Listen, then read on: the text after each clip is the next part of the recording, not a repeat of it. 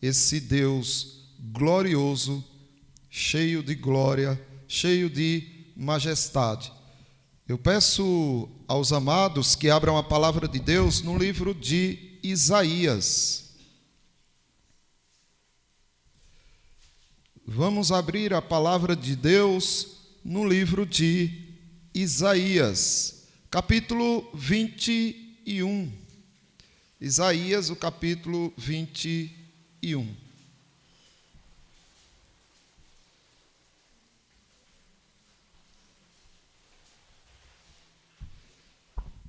Isaías, capítulo 21, nós faremos uma leitura do versículo 5. No entanto, antes de lermos, eu quero trazer uma informação para os amados, para que vocês estejam prevenidos, atentos, a respeito do que mais causa danos, do que mais causa acidentes, do que mais causa morte entre as pessoas. Existe uma situação que faz com que as pessoas praticamente corram em direção à morte, sem se aperceberem. A autoconfiança. Já viram aquele ditado onde dizem os mais antigos, olha, é mais fácil uma pessoa que sabe nadar morrer do que uma que não sabe, se essa pessoa que não sabe tiver consciência do perigo, não é? Então ela fica no rasinho. Já aquela que sabe nadar, tem aquela segurança, aquela confiança, vai para o fundo e muitas vezes tem uma cãibra, tem algum desmaio, alguma coisa e acaba morrendo porque está no fundo. Dizem que o guarda só dá um cochilo porque ele tem a sensação de que essa noite está tudo tão tranquilo, está tudo tão bem, que custa dar um cochilo e descansar um pouco a minha mente. E quando ele cochila, aí está a oportunidade para os criminosos atacarem. 1/3 dos acidentes de trânsito acontecem nos primeiros 15 minutos do trajeto, ou nos últimos 15 minutos do trajeto. Ou quando você está saindo de casa, ou quando você está chegando em casa, é que tem uma probabilidade muito grande de acontecer acidentes. Por quê? Porque você acredita que conhece o percurso, você acredita que é tudo muito seguro. Aqui cheguei em casa, graças a Deus. Você nem entrou dentro de casa e já está se sentindo como que chegou em casa. Então você baixa a guarda, você perde ali toda aquela atenção de cuidado, porque acredita que já conhece o caminho, já conhece a estrada. No G1 eu li uma reportagem onde a Polícia Federal traz um relato, que em 2009, uma criança de 10 anos morreu em um acidente em Curitiba, porque tirou o cinto de segurança perto do colégio. A poucos metros da escola, ela tirou o equipamento para pegar a mochila. Nessa hora, o carro capotou. A menina foi arremessada para fora do veículo, enquanto a mãe e a irmã escaparam ilesas, sem nenhum risco. Mas percebe que próximo você costuma se desarmar e tira o cinto, nem chegou em casa, você já vai se desarmando. Isso mostra que há um risco muito grande. E esse risco vem de uma coisa chamada sensação. A sensação de bem-estar leva à destruição, muitas vezes. A sensação traz o ignorar os perigos à sua volta. É isso que está acontecendo aqui, no texto que nós vamos ler. Isaías capítulo 21, versículo 5. Observe o que diz. Põe-se a mesa, estendem-se os tapetes, come-se e bebe-se. Levantai-vos, príncipes, untai o escudo. O contexto aqui é de guerra. A Babilônia estava prestes a ser destruída. E Deus levanta o profeta Isaías para ser o arauto, para que ele anuncie o perigo que vem sobre a Babilônia. Mas sabe o que está acontecendo nesse momento? Os reis, os príncipes, as autoridades da Babilônia estavam se esbaldando, cheios de confiança, se alimentando de preciosos banquetes, por causa de suas conquistas, dos seus poderes, da sua fama, dos prazeres que vivenciavam, não acreditavam que nenhum mal os alcançaria. A sensação grandiosa de que tudo está bem, de que nada de mal vai alcançá-los. Era isso que estava por vir de destruição sobre eles. A frieza vem do que se vê. A frieza vem do que se sente. Você está se sentindo bem? Geralmente você fica frio. Lembram do texto que nós lemos na liturgia? Onde o Senhor Deus adverte o povo de Israel de quando eles entrassem na terra prometida, para que depois que eles se fartassem de deliciosas comidas e fizessem para si casas maravilhosas, para que eles não ficassem soberbos e não se afastassem do Senhor por causa de tudo que tinham conquistado. Pois bem, se a Babilônia pudesse ver o que o profeta estava vendo, eles também se deixariam dominar pelo medo, pelo pavor, e ficavam atentos e alertas contra qualquer perigo que viesse sobre eles. Esse versículo concorda e registra a queda da Babilônia.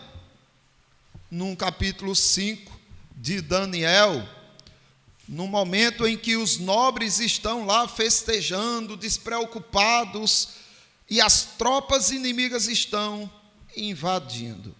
É o registro da queda da Babilônia sobre o reinado de Belsazar. Aqui está todo o perigo.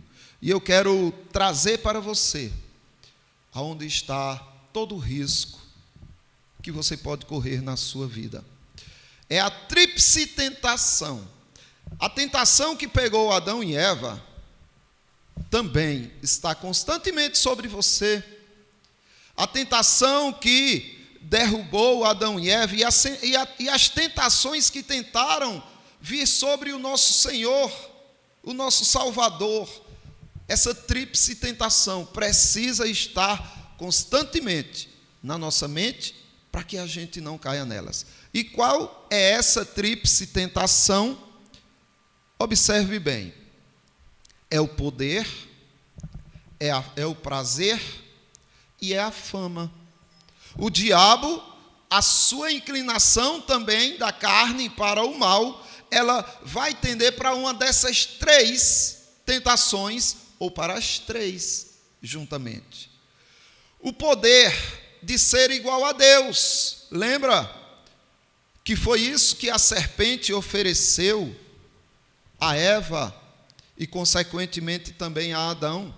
Porque Deus sabe que no dia em que dela comeres, se vos abrirão os olhos, e como Deus sereis conhecedores do bem e do mal. O quê? Nós vamos ter o poder, nós seremos poderosos igual a Deus. E essa sensação que eles sentiram de que de fato poderiam ter esse poder fez com que caíssem no pecado. E do prazer, no versículo 6 de Gênesis 3, você observa: vendo a mulher que a árvore era boa para se comer e agradável aos olhos. Agora ela foi capturada pelo prazer, pelo desejo de satisfazer os seus prazeres. E a fama também. A fama é algo que vai corroer e corromper qualquer um que seja desavisado. E essa pessoa vai se sentir famosa, intocável, bajulada. Qualquer coisa que eu precisar, estão aqui os meus súditos. Foi o que caiu também sobre Eva, consequentemente sobre Adão. A continuação do versículo diz: e árvore desejável para dar entendimento. Então ela disse o quê? Eu terei o entendimento, eu terei o conhecimento, eu estarei acima dos demais naquilo que eu conheço. Em busca de fama, se corrompeu. Então vamos aqui para observar cada passo do que a Babilônia estava sofrendo e não percebiam. Veja só, a sensação de poder, ela não diz nada sobre você, ela não diz nada sobre o ser humano. Ainda que o ser humano tenha o poder e essa sensação seja compatível com o poder que ele tem, isso não quer dizer nada. Quantas pessoas cresceram, se tornaram poderosas e depois foram arrancadas pela raiz, caíram doentes ou coisas semelhantes. O poder não deve ser o foco do cristão. Observe, põe-se à mesa. Essa palavra aqui de pôr-se à mesa, no original é mesas de reis, de poderosos, de autoridades. É como se dissesse assim: olha, chegaram as poderosas autoridades da Babilônia, ponham à mesa que os poderosos chegaram. E aí, essa sensação de poder não permitia que eles ouvissem o profeta de Deus dizendo: terrível será a destruição que está vindo sobre vocês. Eu estou conturbado, a minha alma está aflita de ver tamanha destruição. Para a Babilônia, para os poderosos, aquilo era loucura. Afinal de contas, diante deles estava tudo o que eles queriam.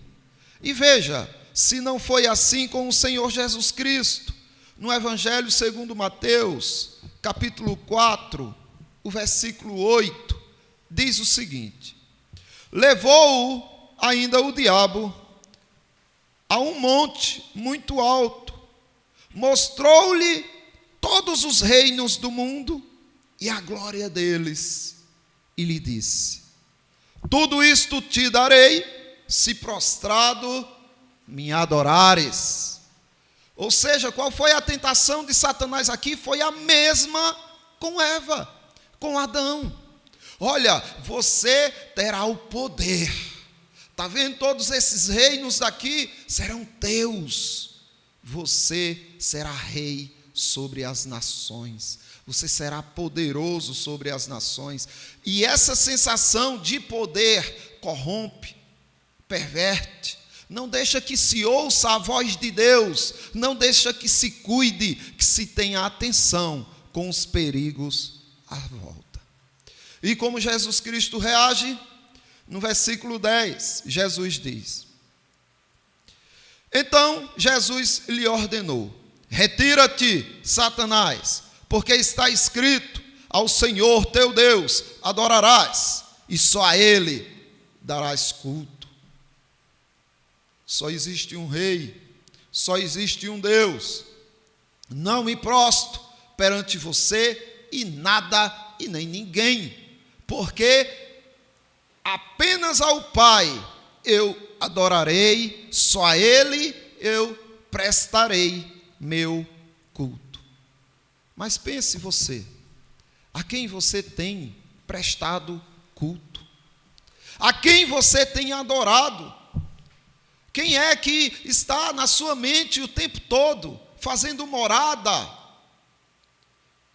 É Deus. É a Ele que você quer servir. Você reconhece o poder de Deus? Ou você acha que já tem o suficiente para sentir que está seguro? Afinal de contas, eu tenho saúde, tenho estabilidade, tenho uma casa, eu tenho poder sobre minha vida. Porque se for isso, você é um adorador do diabo, só que diante de um espelho. O espelho que transmite a tua imagem é apenas uma ilusão da tua adoração ao diabo. Então é importante que você esteja atento e reaja contra as tentações que te fazem sentir poderoso. Põe-se à mesa para os poderosos. São aqueles que olham para a palavra de Deus como se eles próprios fossem maiores que ela. Não estão nem interessados em ler. E quando leem, ignoram e vivem as suas vidas. São aqueles que vêm para o culto por desencargo de consciência ou por algum outro motivo, mas que depois sai do culto, não lembra mais o que ouviu na mensagem, o que Deus falou, porque sua correria, suas preocupações são mais importantes. A palavra de Deus, ela não é tão poderosa assim, mas as coisas que eu estou buscando e correndo atrás são. E Jesus advertiu. No Evangelho segundo Mateus, capítulo 13, do versículo 18, Jesus Cristo diz: atendei vós, pois, a parábola do semeador. A todos os que ouvem a palavra do reino e não as compreendem, vem o maligno e arrebata o que lhes foi semeado no coração. Este é o que foi semeado à beira do caminho. Você entende isso? Você percebe que para uma pessoa que não compreende o poder da palavra de Deus e que acha que ela tem mais importância, mais condições de trazer bem-estar do que a palavra de Deus, essa pessoa ignora imediatamente a palavra de Deus. Você presta atenção naquilo que tem valor. Você presta atenção naquilo que você teme. Dizem que o homem só respeita o que ele teme. Pois bem, cadê o seu temor diante de Deus? O seu temor diante de Deus vai trazer você para o culto, vai fazer você apreciar a mensagem, vai fazer você entregar os seus louvores em ações de graças ao Senhor, vai fazer com que suas orações sejam genuínas e profundas diante do Senhor, vai fazer com que você entenda o valor do que vocês estão vivenciando aqui. Então é importante que você não permita que o diabo arrebate a mensagem do seu coração, dizendo para você que coisas mais poderosas tem para você correr atrás. Atentem-se para isso. E agora vamos compreender um pouquinho do que é a tentação da fama. Observe, além de dizer para eles que ali estavam se pondo às mesas poderosos reis, agora ele diz: estendem-se os tapetes. Para quem se estende tapetes? É óbvio, para quem tem grande nome entre as pessoas, para quem é famoso, para quem é de suma importância. Estendem-se os tapetes. Era isso que estava acontecendo com a Babilônia. Bajuladores 1000. Eles tinham bajuladores ao tempo que quisessem. Profetas que falavam segundo os seus corações. Tudo que eles queriam, os bajuladores davam. Isso vai passar ou não?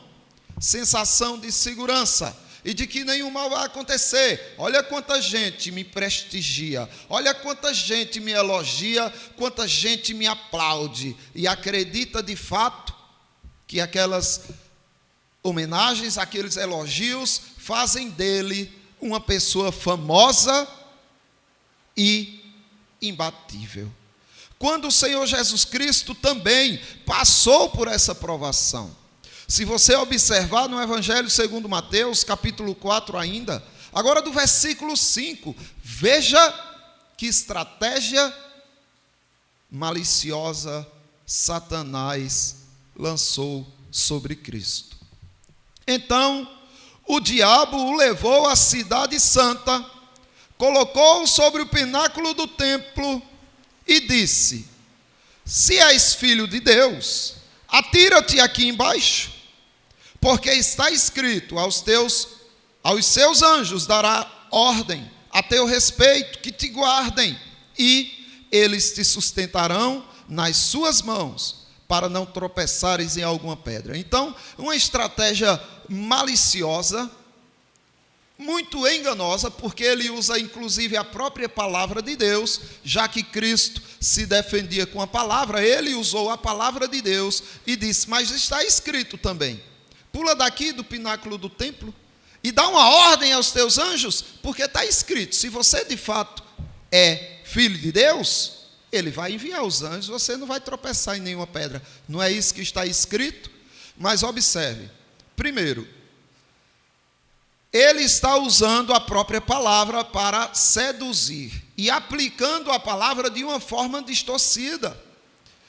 E antes, observe, ele leva Jesus Cristo para a cidade santa e põe Jesus Cristo no pináculo do templo. Por quê? Já que ele estava no deserto, como ele levou Jesus Cristo para um monte para mostrar todos os reinos da terra, por que ele não tentou Jesus Cristo em cima desse monte, dizendo: pula do monte e pede que os teus anjos te sustentem? Porque ele levou Jesus Cristo para o templo e colocou no pináculo do templo. É porque aqui ele queria que Jesus Cristo fosse seduzido pela fama, como Adão e Eva foram e caíram. Aqui ele está tipo dizendo assim: olha, quando você pular, que teus anjos te sustentarem, essa multidão que está no templo, elas olharão para cima e verão que de fato você é filho de Deus, e eles te reconhecerão, e eles te aplaudirão, e eles vão vibrar, e eles vão te exaltar. Prova para eles quem tu és. E a resposta de Jesus Cristo foi o versículo 7. Respondeu-lhe Jesus: também está escrito, não tentarás o Senhor teu Deus.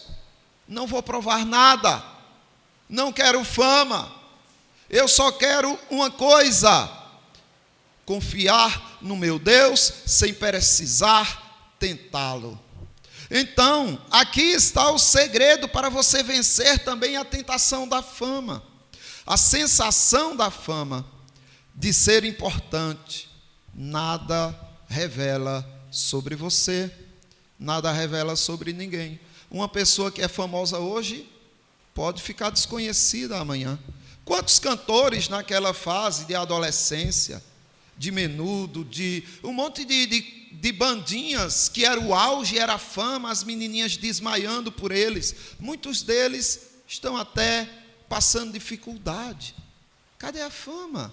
Não é poderosa a fama? Então cuidado, amados irmãos, com a fama. Cuidado com os tapetes que são estendidos para vocês andarem por cima, porque isso não quer dizer nada. São aqueles que olham para a palavra como se ela tivesse menos atração, menos prazer, menos satisfação do que o que os tapetes lançados dão. A fama. Observe Jesus Cristo no capítulo 13 de nossa parábola, o versículo 22, ele diz: o que foi semeado entre os espinhos é o que ouve a palavra. Porém, os cuidados do mundo, a fascinação das riquezas, sufocam a palavra e fica infrutífera. E é isso que está acontecendo com muitos. Vivem correndo atrás de construir fama, de construir riqueza, de serem poderosos, e correm, mas não percebem que estão sufocando por causa dessas raízes, desses espinhos malignos, dessas riquezas, da fascinação do mundo, sufocando o que de fato é poderoso, a palavra de Deus. Então, cuidado com a tentação do poder, de se achar seguro, que está protegido. Cuidado com a sensação da fama, de que olha para aí como eu sou bem quisto no meio dos meus irmãos, no meu trabalho, na minha escola. Cuidado com isso, porque isso pode ser a distração para fazer você se afastar do Altíssimo. E em Deuteronômio nós vimos, no capítulo 8, olha, atentos estejam, para que quando vocês entrarem na terra prometida, que comerem das melhores comidas e morarem nas melhores casas, não venham a se esquecer do seu Deus. E por último, a sensação dos prazeres, ela não garante nada a você. Não é porque você está sentindo prazeres, sensações deliciosas, que diz o que está para acontecer com você, que diz quem você é. Come-se e bebe-se, é o que Isaías está dizendo. Olha, vocês se põem à mesa como poderosos reis, estendem-se tapetes para vocês, e vocês comem e bebem.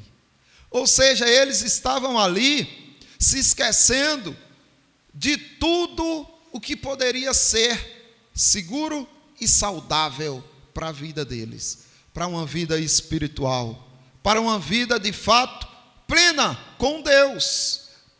E observe que essa sensação de desfrutar prazeres não permitia que eles acreditassem que de fato a destruição estava às portas. E Jesus Cristo fala disso também, agora no versículo 2 do Evangelho segundo Mateus capítulo 4. E depois de jejuar 40 dias e 40 noites, teve fome. Imagine, ele esperou a fome bater. O diabo esperou a necessidade chegar. E quando a fome apertou, ele chegou como alguém que é bonzinho e pensa na vida do outro.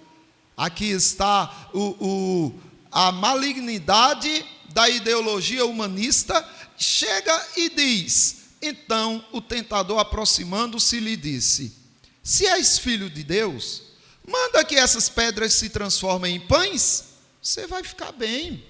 Já jejuou os 40 dias, agora entra, esbalda-se aí, tens poder para transformar em pães, vai, faz isso, a delícia, o prazer, a sensação. Você já comeu com fome? Agora com fome de verdade, né? Ai, que fome, eu vou comer. Prepara aí, você tem paciência de esperar a esposa preparar, ou você está preparando com calma, mas sentindo fome? Não, fome de verdade. Eu lembro de uma vez, quando eu era criança, que meu pai me levou para o sítio, no sertão de Iguaraci. E eu saí com o senhor que morava lá para caçar. E a gente caçou e não encontrava nada, a fome bateu. E eu já estava desesperado. E eu já pensei que ia desmaiar e já estava fraco e tudo. E esse senhor achou uma goiaba verde, dura que só pedra. Mas parecia uma maçã bem madurazinha. Comi e devorei com gosto. Sabe? Comer com fome, realmente, você sente um prazer imenso. E não tem aquela, eu não gosto de chuchu não, eu não gosto de irimu não. Mamãe, bote só comida boa aqui, olha, eu gosto dessa carne, eu gosto daquela. Na fome, não tem isso. Jéssica passou por uma experiência dessa, não foi, Jéssica? Minha filha, a primogênita, ela pequenininha, não quero essa comida. Deixou a comida dizendo que não era boa, que estava ruim. Aí eu peguei, chamei ela e disse, vem cá, minha filha. Aí coloquei uns vídeos no YouTube daquelas crianças da Índia, da África, que passam fome. Estão magrinhas, que estão definhando, que estão já morrendo. E as pessoas dando comida devagarinho a elas, porque se der muito, elas não suportam e têm um grave problema. E Jéssica desandou no choro, pequenininha. Daí para frente ela não deu problema mais com comidas. É porque a falta da fome faz com que a gente se sinta poderoso, se sinta essa sensação de prazer, de alimentação agradável, faz com que a gente pense que nada faltará para nós. E Jesus Cristo foi tentado nisso. Mas olha a resposta de Jesus Cristo. 40 dias e 40 noites.